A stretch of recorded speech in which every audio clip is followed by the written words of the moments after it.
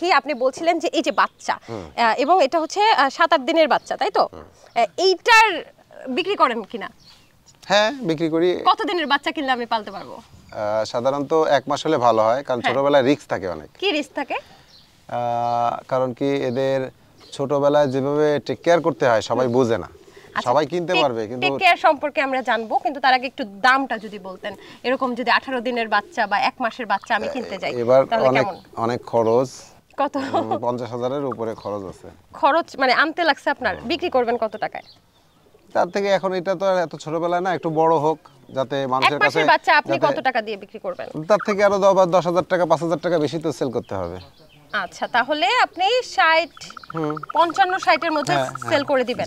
আচ্ছা ভাই, আপনি বলছিলেন ওর পাকস্থলীটা নাকি অন্যদিকে থাকে, একটু দেখাবেন কি? ওটা ওইভাবে তো দেখা যায় না, আমি একবার কাটছিলাম হ্যাঁ, সেই সময় আমি দেখছি। কাটছিলেন মানে?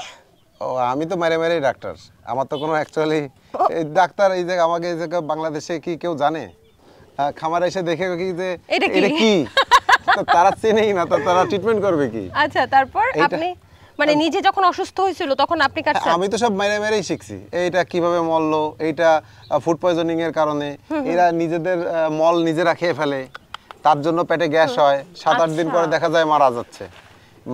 মরার কারণ কি এই খুঁজতে খুঁজতেই তো আমার 8 বছর কেটে গেছে।